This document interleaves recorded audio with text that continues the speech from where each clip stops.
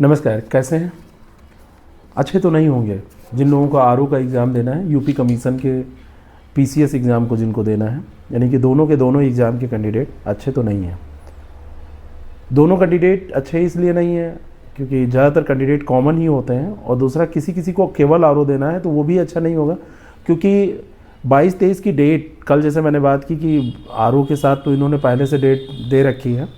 बात वहाँ पे हमने इसकी नहीं की थी कि नॉर्मलाइजेशन वाला इशू वहाँ पे है तो अच्छी बात है, कतई अच्छा नहीं है, लेकिन डेट पहले कम से कम दे दी थी। तो इतना तो दिमाग में लोगों के है ही है कि जैसे भी एग्ज़ाम देना है तो इतने तारीख को देना है, लेकिन पीसीएस के साथ तो इन्होंने बड़ा धोखा किया। अब ये जो नॉर्मलाइजेशन का मामला चल रहा है, पहले भी हमने कहा है कि ये डकवर्थ लुईस के समान है। बिल्कुल आप नॉर्मलाइजेशन वैसे ही मान लीजिए, जो लुईस डकवर्थ रूल है बिल्कुल वैसा ही आप मान लीजिए। कौन अंदर होगा कौन बाहर होगा ये आप कुछ कह नहीं सकते। और जब कोई पेपर देता है तो इसलिए नहीं देता है कि भाग्य के भरोसे उसका फैसला हो। कई बार आपने सुना होगा लोगों को कहते कि भाग्य बहुत बड़ी चीज़ होती है। मान सकता हूँ, बहुत सारे लोगों के साथ ऐसा होता है कि जितनी मेहनत वो लोग करते हैं उतना नहीं मिलता है। बहुत लोग कम मेहनत में अच्छा कुछ ना कुछ पा जाते हैं, लेकिन पूरा एग्ज़ाम आप भाग्य के भरोसे तो नहीं छोड़ सकते। और अगर पूरा एग्ज़ाम नहीं छोड़ सकते तो नॉर्मलाइजेशन तो यही भाग्य के भरोसे वाला सीधा एक खेल है। और एक चीज़ और हमको ये समझ में नहीं आ रही है कि अगर इनको 2 शिफ्ट में ही कराना था तो 27 अक्टूबर को इन्होंने क्यों नहीं करा दिया था।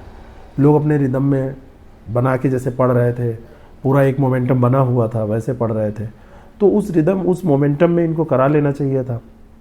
बाद में ये नाटक ऐसे क्यों? इतने दिन इंतज़ार कराने के बाद अचानक फिर ये कह रहे हैं कि 2 शिफ्ट में ही कराएंगे, तो कोई मतलब नहीं है।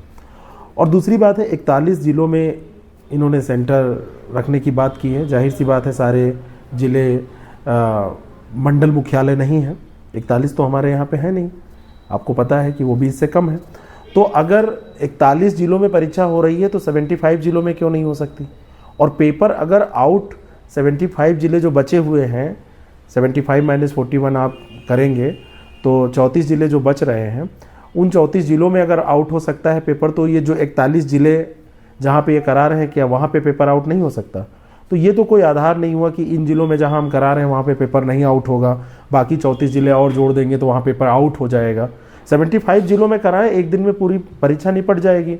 होती आई है पहले से, कोई ऐसा नहीं है कि ये सरकार आई है तभी से पीसीएस का एग्ज़ाम स्टार्ट हुआ है, और कोई ऐसे फॉर्म भी नहीं पड़ गए हैं इतने ज़्यादा कि इतने फॉर्म कभी किसी एग्ज़ाम में पड़े नहीं थे। तो ये सारी चीज़ें हैं। अब आप सोच रहे होंगे इन चीज़ों का क्या मतलब? इन चीज़ों का मतलब ये है कि हमारे पास तर्क है, हमारे पास ये कहने को कुछ है आधार कि आप एग्ज़ाम 75 ज़िलों में एक शिफ्ट में करा सकते हैं। तो ये हम कहें कैसे? ऐसे कहें कि सर करा लीजिए, ऐसे तो सुनेंगे नहीं। तो इसको ऐसे कहने के बजाय हम लोग शांतिपूर्वक ढंग से इकट्ठा होके जनबल अपना दिखाएं। बल यहाँ पर नहीं प्रयोग करना है। जनबल का मतलब है भीड़ इकट्ठा हो।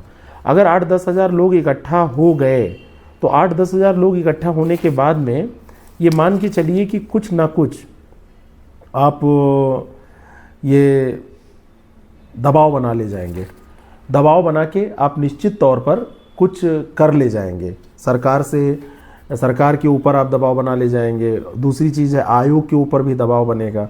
जैसे आजकल यही लोगों को आप कहते सुन रहे होंगे कि यार पढ़ने दो, क्या ये सब, अब इसका कोई मतलब नहीं है। पढ़ने वालों का सिलेक्शन हमेशा हो जाता है, जो नहीं पढ़ना चाहते हैं वही लोग ये धरना प्रदर्शन और इसकी बात करते हैं। ये बात उन लोगों को कतई समझ में नहीं आएगी जो लोग अभी बिल्कुल नए नए बच्चे हैं, जो अभी तैयारी शुरू किए हैं, या उनको अभी किसी 1-2 अटेम्प्ट में हो सकता है प्री ना निकला हो, या निकलेगा तो अभी उनको मेन एग्ज़ाम का मज़ा नहीं पता है, उन्होंने चखा नहीं है। मेन एग्ज़ाम में एक समय था इसमें स्केलिंग होती थी, वो मज़ा भी हम लोगों ने चखा है, जानते हैं बहुत अच्छे से।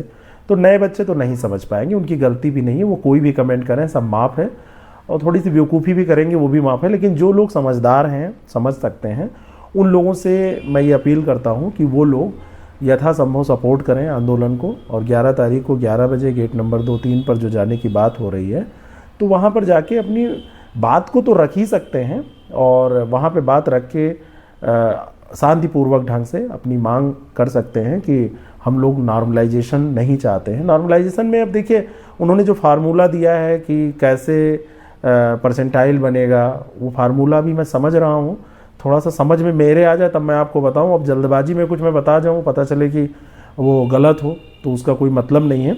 तो मैं इसलिए चाह रहा हूँ कि आप लोग इसको सपोर्ट करें, है ना।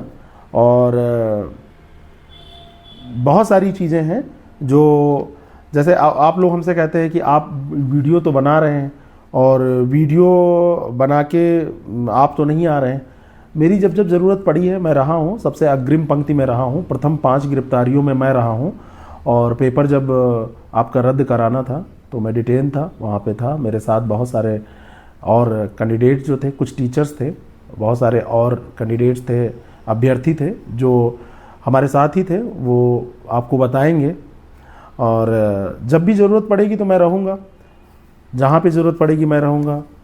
और जब ये कोई आंदोलन या ये सारी चीज़ें होती हैं तो हम लोगों के पास, क्योंकि शॉर्ट लिस्टेड हैं, तो पहले ही फ़ोन मैसेज आ जाते हैं कि आप लोग फालतू में ये धरना प्रदर्शन में अपना जो योगदान दे रहे हैं उसको थोड़ा सा मर्यादित रखिए आप लोग इसमें, क्योंकि हमने लिख के दिया था ना कि हम लोग अब कहीं पर ऐसा आंदोलन नहीं करेंगे, और लिख के दिया था कि अगर ऐसा करते हैं तो कार्रवाई होगी। तो थोड़ी सी मजबूरियां होती हैं, लेकिन ज़रूरत पड़ेगी तो देखा जाएगा। और कोई गलत मांग नहीं है, एक सही मांग है। दूसरी बात है कि सही ढंग से होनी चाहिए, बस इतनी अपील है। अगर सही ढंग से मांग होगी तो उसमें कोई समस्या नहीं है। सही ढंग से मतलब यह है कि आप जब इकट्ठा हो तो कोई गाली गलौज, अभद्र भाषा का प्रयोग, कोई हिंसा ना करें, अहिंसात्मक तौर पर अपना प्रदर्शन करें। किसी भी तरीके की, जैसे कई बार नारेबाजी होने लगती है, उससे विद्रोह होता है ना। विरोध करना अलग बात है। विरोध देखिए, आप अपने संसद भवन में देखिए, विरोध होता है, बाहर मिलते हैं हाथ मिला के, और कैसे हैं, बिल्कुल बढ़िया, अंदर जाके एक दूसरे के खिलाफ बोलते हैं। विरोध का मतलब ये नहीं होता है कि आप खुलेआम गाली दें, विरोध का मतलब ये नहीं होता है कि आप लड़ाई लड़ें। तो इन सारी चीज़ों से बचते हुए आप लोग शांतिपूर्वक ढंग से अपना प्रदर्शन करें, अपनी मांग रखें। और एक चीज़ और है कि आप जब अपनी मांग को सही ढंग से रखते हैं तो सामने वाला जो पक्ष है, हमारे सामने कौन से पक्ष हैं, एक सरकार है, शासन, और दूसरा है आयोग, वो दोनों सही से सुनते हैं। और जब आप खराब तरीके से बोलते हैं तो वो अच्छे लोग नहीं सुन पाते हैं। और हमेशा आप ये अपेक्षा क्यों करते हैं कि आपके सामने श्री कृष्ण ही हैं कि 99 गाली सुन लेंगे, 100वें गाली पे गुस्सा करेंगे। हो सकता है पहली गाली पे कोई गुस्सा करे, तो हमेशा कृष्ण को सामने मत मांगिए, है ना।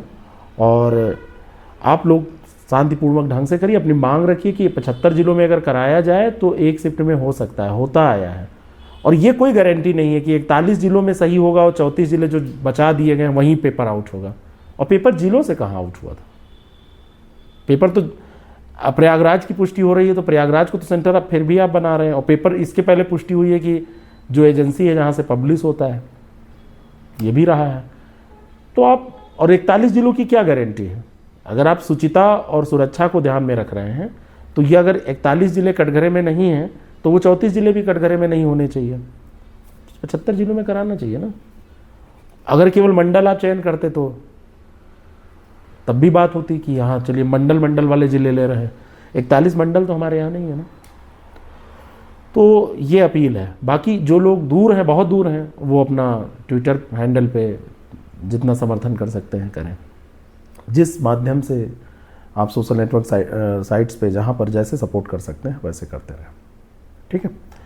और थोड़ा समझिए इस प्रॉब्लम को। एक जो ये पद्धति स्टार्ट हो जाएगी, एक आप कह सकते हैं कि आगे के लिए जो ये नज़ीर बनेगी, तो ये गलत होगा, क्योंकि ये एक एग्ज़ाम की बात नहीं है, ना एक पीसीएस ना एक आरओ की बात है, ये भविष्य की सारी वैकेंसीज़ की बात हो जाएगी।